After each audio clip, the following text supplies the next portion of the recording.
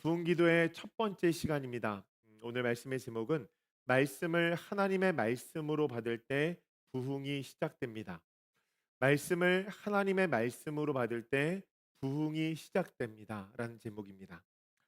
2013년도 11월 달에 미국의 뉴욕 소더비 경매장에서 한 사건이 일어났는데 1640년에 출간된 이 베이 시편집이 하나로 150억 원에 판매된 것입니다.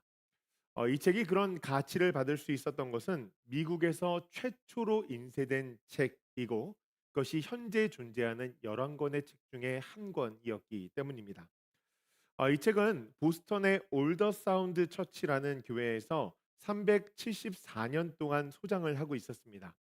그냥 교회 도서관에 오래된 찬송가들과 함께 보관이 되어져 있었던 것이죠. 이 책의 가치를 그 누구도 몰랐습니다. 그런데 전문가들이 그 책의 가치를 제대로 평가하자 인쇄된 책 중에 책의 세계 최고가를 기록하게 된 것입니다. 가치를 모르는 사람들이 볼 때에는 단순한 낡은 찬송가 책과 비슷한 책이었는데 그 진정한 역사적 가치를 알아보는 그 순간 가운데 인류 역사에 미국의 보물이 되었다는 것이죠. 여러분 이 책을 어떻게 보느냐에 따라 전혀 다른 의미가 가진 책이 되었다는 것입니다. 여러분 오늘날 우리가 가진 이 성경도 그와 비슷하지 않을까요? 우리가 성경을 손에 들고 있긴 하지만 아마도 사람마다 그것을 바라보는 차이점이 분명히 있을 것입니다. 어떤 이들은 성경을 학문 연구의 대상으로 봅니다. 고대 근동의 역사를 연구하는 자료로 히브리어와 헬라어와 아람어를 분석하는 자료로 언어학적 텍스트로 접근을 하는 것이죠.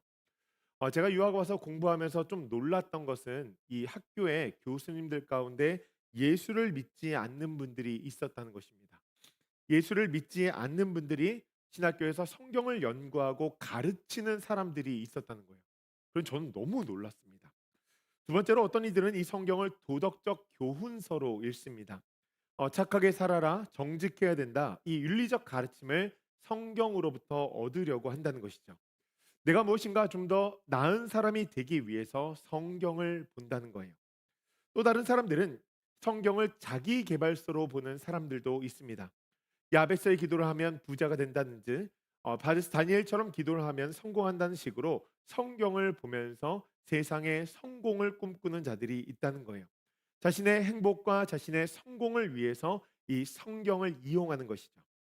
또한 많은 종교인들이 성경 가운데서도 기록되었듯이 종교적인 의무, 이 도구로서 이 종교적 의무를 수행하기 위한 도구로서 성경을 보았다는 것입니다.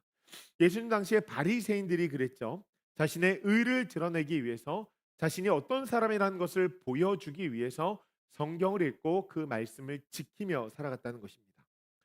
여러분들은 오늘날 이 성경을 어떻게 대하고 계십니까? 디모데후서 3장 16절의 말씀인데 이 성경이 어떻게 기록이 되었는가에 대해서 이렇게 기록합니다. 모든 성경은 하나님의 감동으로 되었다.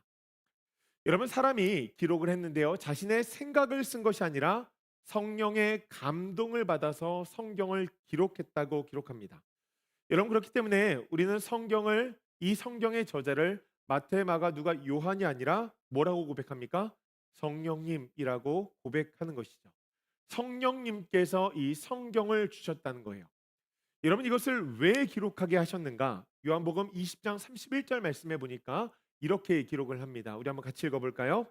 오직 이것을 기록함은 너희로 예수께서 하나님의 아들 그리스도이심을 믿게 하려 하며 또 너희로 믿고 그 이름을 힘입어 생명을 얻게 하려 함이니라. 아멘.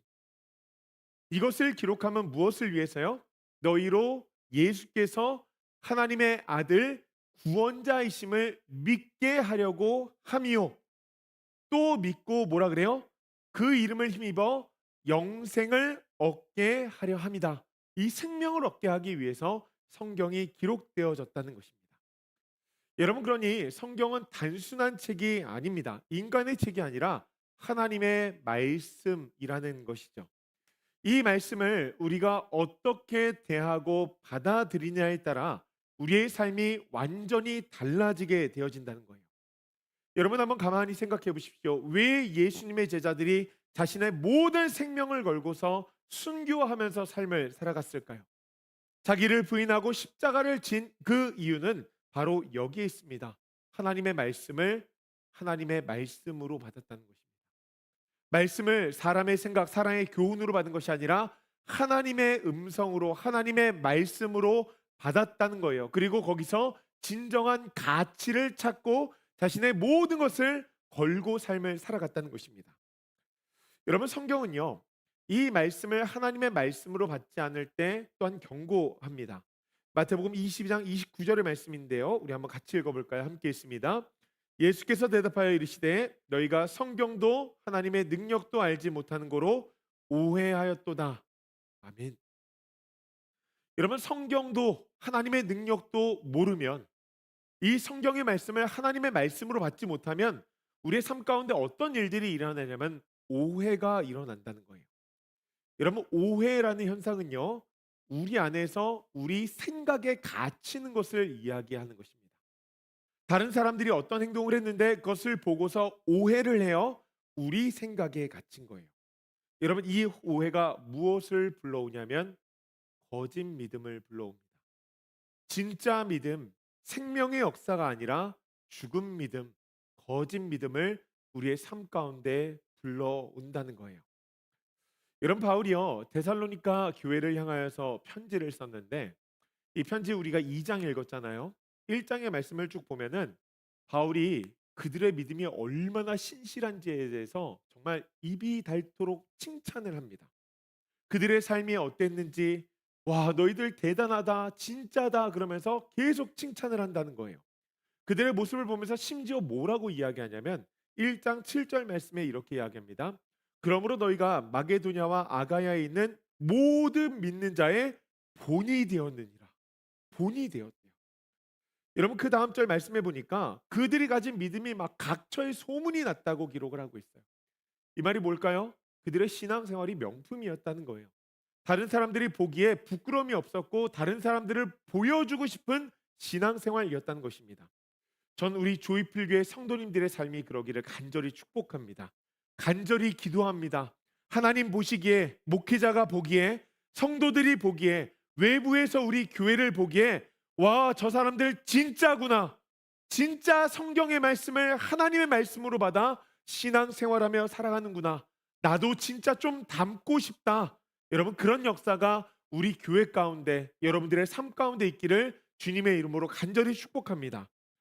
여러분, 그러면 그들이 어떻게 본을 받게 되었는가, 본이 되었는가, 그들이 어떤 훈련을 받았기에, 그 교회가 어떤 프로그램을 가지고 있었기에, 그에 대해서 바울이요 이렇게 답변을 하는데, 그것이 오늘 본문 2장 13절의 말씀이에요. 뭐라고 이야기합니까? 이러므로 우리가 하나님께 끊임없이 감사함은, 여러분, 한 번 감사하는 것이 아니라 끊임없이 계속적으로 감사했다는 거예요. 너희가 우리에게 들은 바, 사람들에게 그 이야기를 들었습니다. 하나님의 말씀을 받을 때 사람의 말로 받지 아니하고 하나님의 말씀으로 받음이니 뭐라 그래요? 진실로 그러하도다. 이 말씀이 또한 너희 믿는 자 가운데서 역사하느니라. 아멘. 여러분, 프로그램이나 다른 것들이 아니라 뭐예요? 하나님의 말씀을 하나님의 말씀, 하나님의 음성으로 받았다는 거예요. 제일 중요한 것은 무엇이냐면 진실로 그러하도다. 다른 사람들이 보기에도 그것이 인정이 되어졌다는 것입니다. 여러분, 당시 데살로니카는요, 로마 제국의 주요 도시 가운데 하나였습니다. 수많은 철학자들, 종교 지도자들이 가르쳤어요. 스토아 철학자들은 인간의 이성과 덕을 설파했고요. 에피쿠로스 학파는 쾌락과 행복을 추구하면서 가르쳤습니다. 각종 신비적인 종교들은 자신만의 구원의 길을 계속해서 제시했어요. 여러분, 이 세 가지의 공통점이 무엇이냐면 자신의 행복을 추구하며 살아가라는 거예요. 내 중심적으로 자신의 행복을 추구하며 삶을 살아가라는 거예요. 여러분, 그런 환경 가운데서 그들이 복음을 들었습니다. 유대의 땅 변방에서 신이라 불리는 한 청년이 십자가에 못 박혀 죽었다는 거예요. 그리고 그가 십자가에 못 박힘으로 말미암아 온 세상의 죄를 대속하게 되었고 영원한 생명을 우리에게 주시기 위해서 부활하셨다라고 하는 것입니다.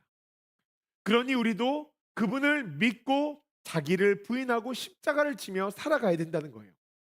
여러분 실제로 그들의 제자 그 예수님의 제자들이 살아가고 있는 삶은 순교였습니다. 자기 중심의 기쁨이 아니라 죽음을 향해서 뛰어가고 있었다는 거예요. 여러분 어찌 보면 데살로니가 교인들이요 이 복음의 메시지를 받아들이기에 참 쉽지 않았을 것입니다. 여러분 말을 들어도 그렇잖아요. 여러분 행복하세요.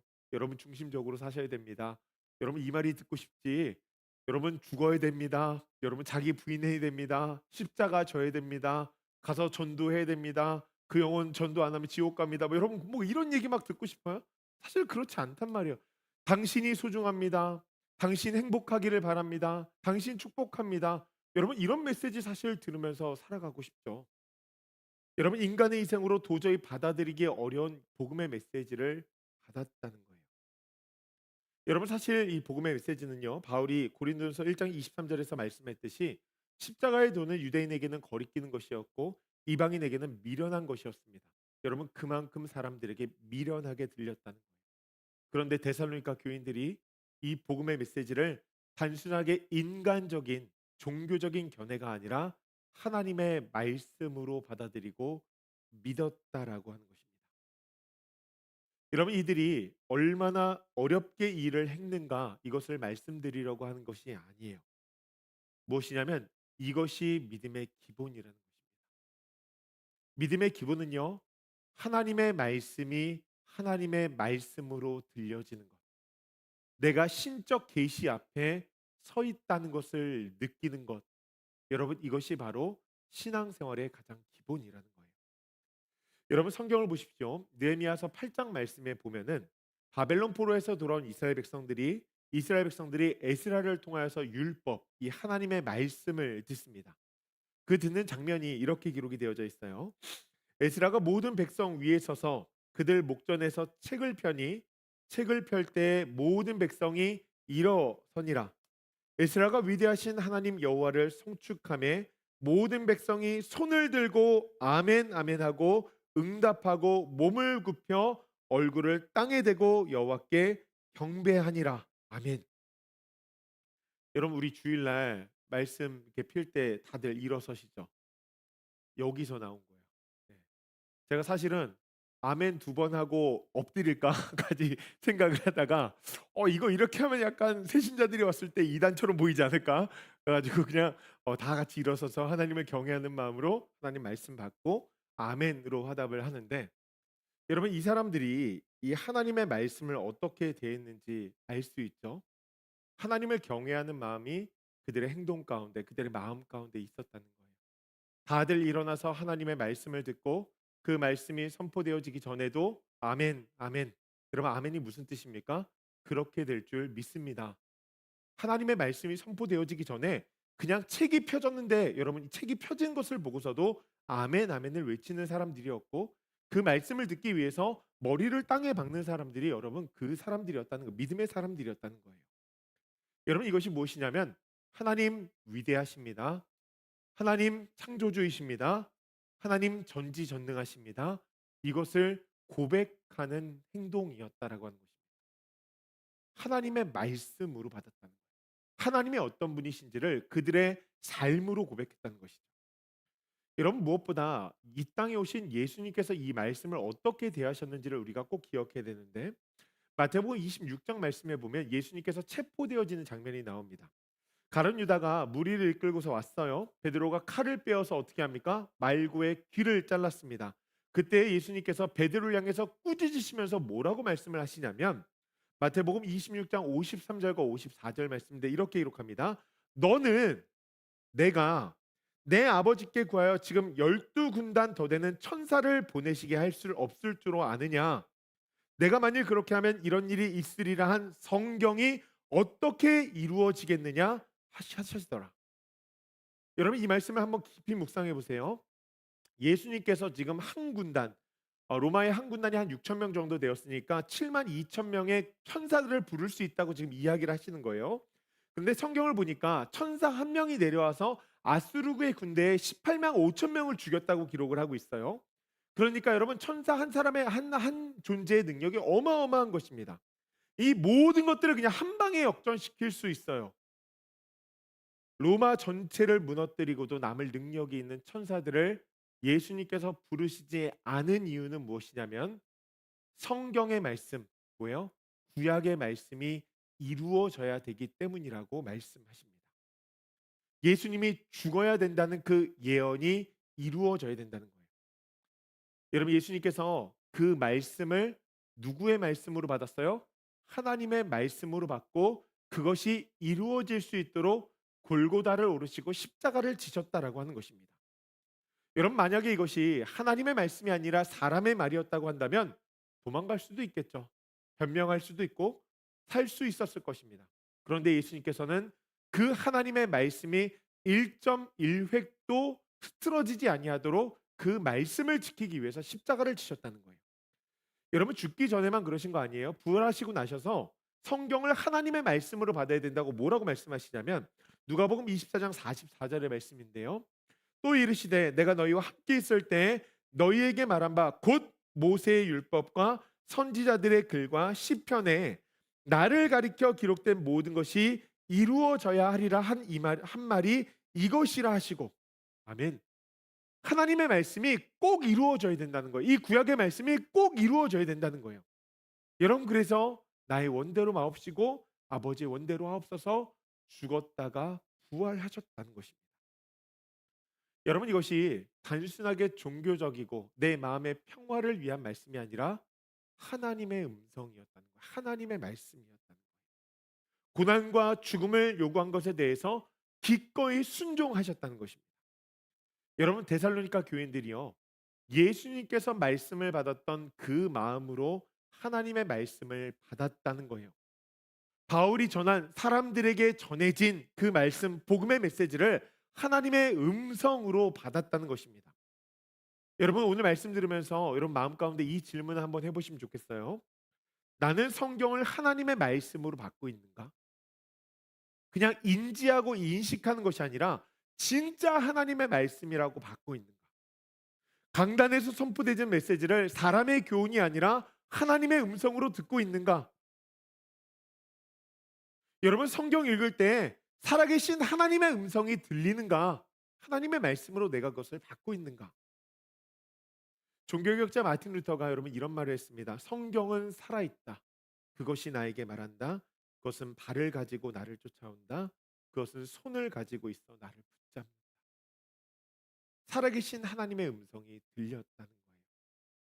여러분, 말씀을 하나님의 말씀으로 받으면 이 고백이 나오는 거예요. 말씀이 살아있구나. 여러분, 이 말씀이 하나님의 말씀으로 받으면 어떤 일들이 있는지 본문 후반절이 이야기하는데 13절 말씀 후반절 말씀에 보니까 이렇게 기록을 합니다. 데살로니가전서 2장 13절 말씀 후반절에 뭐라고 이야기하냐면 이러므로 우리가 하나님께 끊임없이 감사함은 너희가 우리에게 들은 바 하나님의 말씀을 받을 때 사람의 말로 받지 아니하고 하나님의 말씀으로 받음이니 진실로 그러하도다. 그리고 뭐라 그래요? 이 말씀이 또한 너희 믿는 자 가운데에서 역사하느니라. 아멘. 말씀이 하나님의 말씀으로 받으니까 그것이 우리의 삶 가운데서 어떻게 해요? 역사한다. 여기 역사한다라는 단어가 헬라어로 에네르게이타이라는 단어인데 활동하다, 일하다라는 단어를 가지고 있습니다. 의미를 가지고 있어요. 네, 여러분 이 단어 한번 보세요. 에네르게이타이. 이거 약간 영어에 이렇게 좀 매칭되어지는 그런 단어 있지 않습니까? 에네르게이타이 앞 단어가 좀 비슷하지 않아요? 활동한다 뭐 이런 의미를 가진 뭐가 있을까요? 에너지가 이 단어에서 나온 거예요. 여러분, 말씀이 죽은 말씀이 아니라 우리의 삶 가운데서 살아 역사하는 말씀이었다는 거예요. 그래서 히브리 기자가 뭐라 그러죠? 하나님의 말씀은 살아있고 활동력. 여러분, 살아있는 그 말씀이 우리의 삶 가운데 역사한다는 것입니다. 믿으십니까? 여러분, 그것을 우리가 느껴야 된다. 그것을 경험해야 된다. 크게 두 가지 역사가 일어나는데 첫째로 말씀은 우리의 죄를 드러냅니다. 우리의 죄를 드러내요. 여러분, 내가 죄인이라는 사실을 우리는 다른 것이 아니라 하나님의 말씀을 통하여서 깨닫게 되어진다. 하나님의 말씀을 들으면 그것을 하나님의 음성으로 들으면 내가 죄인이라는 사실을 반응적으로 나타내게 된다는 거예요. 여러분 성경의 모든 사람들이겠죠. 하나님 앞에 서서 서 있을 사람이 없었어요. 왜요? 죄인이었기 때문에. 하나님 앞에 서서 보니까 베드로가 뭐라 그래요? 나를 떠나소서라고 이야기해요. 여러분 내가 너무나 까만 게 보인 거예요. 내 죄가 보이는 거예요. 여러분 이것이 바로 하나님의 말씀 앞에 선 자들의 반응이라는 것입니다. 하루는 제가 김문식 장로님하고 이제 이야기를 하는데 그런 얘기 하시더라고요. 김문식 장로님이 오랜 시간 동안 신앙생활을 안 하시다가 미국에 오셔서 교회를 다니기 시작하셨는데 교회 나와 가지고서는 뭐 예수님을 믿지 않으니까 예배 드리러 그냥 딸 따라서 이제 같이 갔다가 어느 날 말씀을 듣는데 '아 이게 천국 복음이구나. 이게 하나님의 음성이구나.'라는 사실을 인지하게 됐다는 거예요. 그리고 그날 자신이 회개를 했다는 거예요. 그래서 제가 그 간증을 들으면서 '너무 귀하다.'라는 생각을 했어요.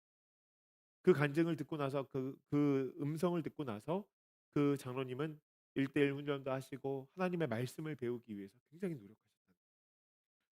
여러분 하나님 앞에 선 자들은요. 하나님의 음성을 들을 때 자신이 죄인이라는 사실을 깨닫습니다. 그리고 이 죄로부터 어떻게 벗어날 수 있을지를 하나님께 묻는다는 거예요. 하나님의 음성을 듣기를 원한다는 것이죠.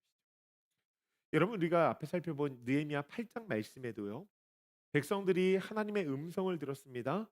그리고 나서 그들의 반응이 뭐였냐면은 느헤미야서 8장 8절과 9절 말씀 보니까 뭐라 그랬냐면 하나님의 율법책을 낭독하고 그 뜻을 해석하여 백성에게 그 낭독하는 것을 다 깨닫게 하니 하나님의 음성이 들려졌어요. 그것이 깨달아졌어요. 그리고 뭐라 그래요? 백성이 율법의 말씀을 듣고 다 우는지라. 여러분 왜 울었을까요? 자신의 신세 한탄을 하는 거예요. 내가 죄인이구나. 내가 이렇게 살아갈 수밖에 없는 존재이구나. 내가 하나님으로부터 멀리 떨어져 있었구나. 여러분 그것을 알게 되어진 거예요. 철로 역정을 쓴 존 버년 목사님이라는 분이 계시죠. 이 목사님이 젊은 시절에 방탕한 시절을 보내고 있을 때 말씀이 들려온 거예요. 어떤 말씀이 들려오냐면 로마서 7장의 말씀인데요. 오호라 나는 공고한 사람이로다 이 사망의 몸에서 누가 나를 건져내라. 우리 주 예수 그리스도로 말미암아 하나님께 감사리로다. 그런즉 내 자신이 마음으로는 하나님의 법을 육신으로는 죄의 법을 섬기노라. 아멘. 이 말씀이 이 목사님의 영혼을 꿰뚫은 거예요. 자신의 죄악된 본성을 어떻게 해야 될지 몰라서 방황 가운데 있었는데 예수 그리스도 안에서 그것이 해결되어진다는 것을 이 말씀을 통해서 깨닫게 되어졌다는 거예요. 여러분 이 경험이 그분을 완전히 변화시켰고 하나님의 사역에 완전히 포커스하게끔 만들어서 철로 역정을 써서 수많은 사람들을 예수님을 믿는 일에 인도하게끔 만들었다는 거예요. 여러분 이것이 하나님의 말씀을 듣는 사람, 하나님의 말씀을 하나님의 말씀으로 받은 사람, 여러분 그 사람의 반응이라는 거예요. 어떤 심리 상담도 도덕적 가르침도 할 수 없는 것을 하나님의 말씀으로 받을 때 그것이 일어난다는 거예요. 우리 내면에 굉장히 깊숙한 곳에 죄가 예수 그리스도의 밝은 빛으로 비춰지는 것이죠. 전 우리가 말씀을 대할 때마다 그 역사가 우리의 삶 가운데 있기를 간절히 소원합니다. 말씀을 대할 때마다 내 자신의 죄를 바라보면서 애통하고 또 하나님의 말씀대로 지키며 살아가는 것을 즐거워하면서 기뻐하며 살아가는 거예요. 내 마음 가운데 죄가 사해지는구나라는 사실에 기뻐하며 살아가는 것. 여러분 그 은혜가 우리의 삶 가운데 있기를 간절히 축복합니다. 둘째로 믿음을 일으킨다는 거예요. 말씀은 우리의 죄를 드러내는 것에서 끝나지 아니하고 어떻게 해요? 믿음을 통하여서 우리의 삶 가운데 자유함을 준다는 거예요. 저는 이번 기도의 시간을 통하여서 이 말씀을 정말 깊이 대하면 좋겠다라는 생각을 하고 있는데 여러분 이 말씀을 통해서 우리에게 얻어진 믿음에 대해서 한번 가만히 생각해 보십시오. 로마서 10장 17절의 말씀은 우리에게 믿음이 무엇인가에 대해서 믿음의 근원에 대해서 뭐라고 이야기하냐면 이렇게 이야기합니다. 우리 한번 같이 읽어볼까요? 그러므로 시작. 그러므로 믿음은 들음에서 나며 들음은 그리스도의 말씀으로부터 말미암느니라. 아멘. 여러분 우리 안에 있는 믿음은 어디서부터 나요? 말씀으로부터 난다는 거예요. 그리스도의 말씀을 들으면 들을수록 우리의 마음 가운데 믿음이 일어나게 되어진다는 거예요. 우리 스스로 '아 하나님이 계시구나.' 여러분 이 믿는다는 거 그게 아니라 하나님께서 우리 마음 가운데 자연스럽게 주시는 것이 믿음이라는 거예요. 성령께서 우리 마음 가운데 창조하시는 것이 바로 믿음이라는 거예요. 그래서 우리가 가진 믿음은요. 굉장히 신비롭고 아주 강력한 힘을 가지고 있습니다. 하나님께서 말씀이 역사하신다고 할 때 여러분 그 믿음의 역사가 단순한 역사가 아니라는 거예요. 예수님께서 이 믿음에 대해서 뭐라고 설명하시냐면 마태복음 17장 20절 말씀 보니까 이렇게 기록을 해요. 이르시되 너희 믿음이 작은 까닭이니라 너희가 내가 진실로 너희에게 이르노니 만일 너희에게 믿음이 겨자씨 하늘만큼만 있어도 이 산을 명하여 저기 여기서 저기로 옮겨지라 하면 옮겨질 것이요 또 너희가 못할 것이 없으리라. 아멘. 여러분 이거 믿음의 신비 아닙니까? 둘 중에 하나죠. 뻥이든지 믿음의 신비든지.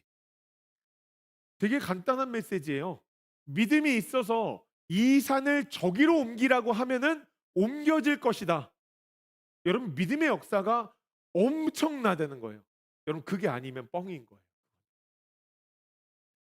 여러분 예수님의 제자들이 귀신 들리는 아이 하나 못 고치고 있으니까 예수님께서 말씀하시는 거 너희에게 겨자씨만한 믿음이 있어야 된다. 그 작은 믿음 성령께서 우리 마음 가운데 주시는 그 믿음이 있어야 된다는 거예요. 그리고 그 믿음을 가지고 이 산더러 저리 옮기라고 하면은 옮겨진다는 거예요. 여러분 겨자씨만한 믿음도 그 믿음의 강력한 역사가 일어난다는 거예요. 여러분 19세기에 중국 내지 선교회를 창설한 우리 허드스 테일러 선교사님이라는 분이 계세요. 이분이 영국 선교사님이신데요. 의료 선교를 하기 위해서 중국에 갔습니다. 예수님을 만나고 나서 내 삶을 어떻게 하면은 하나님 앞에 올려드릴 수 있을까 고민하고 기도하다가 그 당시에 영국에서 중국의 문이 열려서 중국에 가서 헌신을 해야 되겠다라고 마음에 결심을 하고서 파송을 받아서 들어갔어요. 그런데 여러분 타문화에 들어가서 사역하는 것이 쉽지 않죠. 중국 사람들 여러분 쉽지 않습니다. 들어갔더니요. 제일 먼저 일어났던 건 이미 먼저 중국에 들어가 있던 선교사님들과의 갈등. 이게 그분을 너무나 힘들게 하는 거예요. 이미 선교를 하고 있었던 분들이 동역자가 왔으니까 확 반겨주고 열심히 하자고 같이 해야 되는데 그분을 배척하는 거예요. 그게 첫 번째 어려움. 두 번째로 사역을 하다 보니까 재정의 어려움이 생기고 먹고 살아가야 되고 또 사역도 해야 되는데 든든한 서포터가 뭐 충분하게 옵니까? 그렇지 않죠. 그러다 보니까 재정의 어려움. 그리고 일어난 어려움이 질병의 어려움. 그리고 나서 중국인들의 거부감. 여러분 이분이 얼마나 고생을 했냐면요. 자녀를 일곱을 낳았는데 거기서 셋을 죽었습니다. 딸이 폐렴으로 죽고 둘째 아들이 결핵으로 죽고 막내가 태어난 지 20일 만에 죽고 그로부터 13일 후에 아내가 죽었어요. 마음이 어땠을까요? 하나님의 부르심 가운데 이 자리에 왔는데 정말 좋은 일 하나 없고 사역도 안 되고 가족도 잃고 절망이죠. 중국이란 나라 저주하고 싶었을 것입니다. 이젠 못하겠다. 그렇게 포기하려고 했던 그 찰나에 말씀을 보다가 요한복음 15장 5절의 말씀을 읽은 거예요. 나는 포도나무여 너희는 가지라 그가 내 안에 내가 그 안에 거하면 사람이 열매를 많이 맺나니 나를 떠나선 너희가 아무것도 할 수 없습니다. 여러분 신기하죠? 우리가 말씀을 들을 때에는 아무런 지금 변화가 없는 것 같은데 이 선교사님은 이 말씀 듣고 온몸의 전율을 일으킨 거예요. 내가 지금 그리스도와 연합이 되어 있는데 그것에 대한 믿음이 없었구나라는 자각과 깨달음이 온 것이죠. 성령께서 내 안에 내주하고 계시는데 내가 힘을 내야 되겠다. 이 말씀을 통해서 힘이 일어난 거예요. 마음이 새로워지고요. 그 사역을 완전히 변화시키는 계기가 되어졌는데 그가 더 이상 낙심하지 않고 절망하지 않고 그리스도께서 자신을 통해서 일하실 수 있도록 자신의 모든 것을 내어 드렸다는 것이죠. 여러분 어떤 일이 일어났냐면 중국에서 51년 동안 중국 옷을 입고 활동하신 선교사님. 그의 별명이 있는데 그가 73세에 다시 중국에 갔는데 거기 계시던 중국인들이 그에게 이런 이야기를 했다고 합니다. 내륙의 은인이라. 엄청난 역사를 이루십니다. 여러분 또한 이 중국 복음화의 시작은 조선을 향한 하나님의 계획 중에 하나였다라고 하는 것입니다. 여러분 말씀을 들을 때 그것이 하나님의 음성으로 들려지면은 어느 순간 가운데 나도 모르는 반응이 일어나는데 그것이 믿음의 반응이라는 거예요. 그래서 불가능이 가능이 되어지고 열정이 일어나고 소망을 품게 되어지는 것. 죽음이 아니라 생명으로 일어나게 되어지는 것이 말씀을 하나님의 음성으로 하나님의 말씀으로 받을 때 우리 안에 일어나게 되어진다는 거예요. 여러분 그 믿음의 역사가 놀랍다는 것입니다. 여러분 그렇기 때문에 우리에게 있어야 될 것은 다른 것이 아니라 말씀을 하나님의 말씀으로 받는 자세. 이것이 굉장히 중요하다는 거예요. 그리고 그렇게 하나님의 말씀으로 받으면 어떤 일이 일어나요? 죄를 자각하게 되고 고백하게 되고 회개하게 되어지고 믿음의 역사를 갈망하게 되어지고 소망을 품고 나아가게 되어진다는 거예요. 사랑하는 주일필교회 성도님들, 말씀을 통하여서 겨자씨만한 믿음 가질 수 있는 우리 모두가 되어지기를 주님의 이름으로 간절히 축복합니다. 다른 거 아니고 겨자씨만한 믿음. 여러분 그거 하나만 있어도 뭐요? 산을 옮긴다. 여러분 이게 뻥이 아니면 진짜 옮겨지는 거예요. 하나님께서 우리에게 그 말씀을 주시는 거예요. 여러분 말씀을 마무리하려고 하는데 여러분 가장 중요한 것은 무엇이냐면 말씀을 하나님의 말씀으로 받은 사람이 무엇을 했는가? 심령이 변화되어져서 교회를 세워나갔다는 거예요. 여러분 이것이 굉장히 중요하죠. 그들의 삶 가운데 변화가 일어나고 회개하고 자백하고 거기서 끝나는 것이 아니라 뭐요? 교회를 세워나가며 그 복음의 역사를 이루어갔다는 것입니다. 사도행전 2장의 말씀을 보면 이 교회의 시작이 기록이 되어져 있는데 14절 말씀에 이렇게 기록이 되어져 있어요. 베드로가 성령이 충만해졌습니다. 그래서 베드로가 11사도와 함께 서서 소리 높여 이르되 유대인들과 예루살렘에 사는 모든 사람들아 이 일을 너희로 알게 할 것이니 내 말에 귀를 기울이라. 여러분 이 말씀을 한번 가만히 상상해 보세요.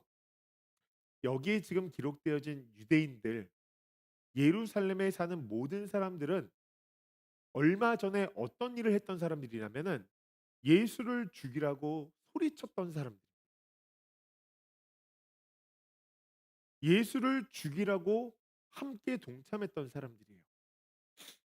그 사람들에게 베드로가 다시 예수 그리스도의 복음에 대해서 선포하는 거예요.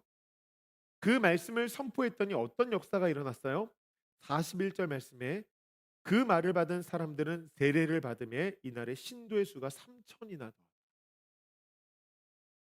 여러분 이거를 뭘로 설명할 수 있겠어요? 예수를 죽이고자 했던 그 사람들에게 복음을 선포했을 때 그 사람들이 말씀을 듣고 세례를 받았다는 거예요. 여러분 말씀이 하나님의 음성으로 그들에게 전달이 되어진 것이죠. 자신의 죄를 고백하고 마음을 찢으며 나왔다는 거예요. 여러분 무엇이 이것을 그들을 그렇게 만들었냐면 하나님의 말씀, 사람의 말이 아니라 하나님의 복음의 말씀. 여러분 이후에 교회의 모습이 어땠는지를 갖다가 42절 말씀에서 기록을 하는데 이렇게 기록합니다. 그들이 사도의 가르침을 받아. 여러분 이 가르침은 뭐예요? 구약의 선지자들의 메시지예요. 예수님의 메시지, 복음서의 메시지예요.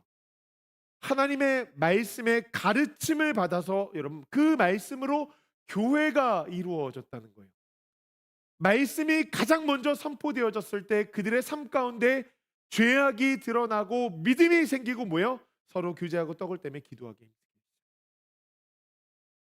여러분 그 결과는 47절 말씀에 기록이 되어져 있습니다. 47절 말씀 한번 읽어볼까? 함께 있습니다. 하나님을 찬미하며 또 온 백성에게 칭송을 받으니 주께서 구원받는 사람을 날마다 더하게 하시니라. 아멘. 여러분 이 말씀 볼 때마다 되게 많은 사람들이 어디를 보냐면 주께서 구원받는 사람들을 날마다 더하게 하시냐. 여러분 여기에 포커스가 진짜 많이 가 있어요. 여러분 사실 이 말씀이 아멘 아닙니까? 주께서 구원받는 사람들을 날마다 더하게 하시냐. 그런데 하나님의 말씀을 들었을 때 그들의 마음 가운데서 일어났던 먼저의 변화 두 가지는 무엇이냐면 하나님을 찬미하는 마음이 일어났다. 하나님을 찬송하고 싶은 마음이 일어났다. 하나님이 나를 구원하셨구나. 여러분 그 하나님을 향한 찬미. 그리고 뭐예요? 그것이 증명이 되어졌어요. 그래서 온 백성에게 칭송을 받으니, 말씀을 받으면 말과 행동 가운데 변화가 일어나죠. 저 사람 다르구나. 저 사람 진짜구나. 여러분, 그 신통함이 사람들에게 칭송이 돼 칭찬이 되어진다. 그러니 여러분, 그냥 착한 거하고 달라요. 우리가 예수 그리스도를 믿어서 하나님의 말씀으로써 선한 행실을 하는 것은 그냥 착함이 아니라 복음에 의한 착함, 선함이거든요. 여러분, 그래서 거기에 나타나는 열매가 다르다는 거예요. NGO도 수많은 일들을 행합니다. 그런데 교회를 통하여서, 복음을 통하여서 일어나는 NGO는요, 생명이 일어나게 돼요. 생명이 일어나요. 여러분, 많은 사람들이 부흥을 오해합니다. 감정적인 흥분으로 오해하고 대형 집회로 오해합니다. 다른 오해는 구원받는 사람들이 날마다 더해진다는 것으로 오해해요. 여러분, 이것은 결과입니다. 하나님의 말씀을 하나님의 음성으로 마음 가운데 듣고 우리의 죄를 깨닫고 마음에 믿음을 가진 사람들, 그 사람들이 변화되어져서 매 순간마다 하나님의 음성을 통하여서 삶을 살아가게 되어졌을 때 뭐예요? 구원받는 사람들이 날마다 더하게 하셨노라. 여러분, 이건요, 우리 심령에서 일어나는 부흥의 결과로 일어나는 거예요. 그러니까 진짜 부흥은 무엇이냐면 우리 마음 가운데서 일어나는 거예요. 말씀이 더 궁금하고, 말씀을 더 받고 싶고, 이 말씀을 통하여서 다시 한번 삶을 살아가고 싶고, 어떻게든지 말씀을 전해보고 싶은 그 마음이 일어나고, 진짜 하나님께서 믿음을 가진 자, 그 겨자씨만한 믿음을 가진 자에게 하나님께서 이 산더러 저 산을 옮기라고 하셨으면 그 마음이 일어나는 거죠. 여러분, 그게 진짜 믿음이에요. 제가 한국 가서 이 말씀을 위해서 기도하면서 여러분들하고 부흥 기도회를 준비하는데 이 말씀이 저에게 들어온 거예요. 다른 게 아니라 저는 사실 1년 반 이제 2년 사역하면서 솔직히 그런 마음이 제 마음 가운데 진짜 많이 있어요. 우리 그 진짜 부흥할 수 있을까? 우리 그 진짜 될까? 이거 가능한가? 말로는요, 매일 뭐라고 기도하냐면 하나님, 우리는 연약하지만 하나님 위대하십니다. 하나님, 우리는 할 수 없지만 하나님 할 수 있습니다. 내게 능력 주시는 자 안에서 하나님 모든 거 하실 수 있습니다. 입술로 매일 그렇게 고백해요.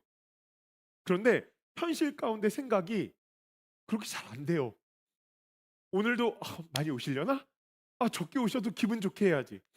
정말 힘차게 해야지. 저는 여러분들에게 너무 감사해요. 근데 중요한 것은 여러분 무엇이냐면 이 말씀이 하나님의 음성으로 받아져요. 내 마음 가운데 겨자씨만한 믿음 하나 있으면 좋겠다. 산을 옮길 수 있는 믿음인데 여러분, 한 영혼 구원 못하겠어요? 여러분, 교회가 부흥하는 것이 별거겠어요? 산이 옮겨진다고 하는데.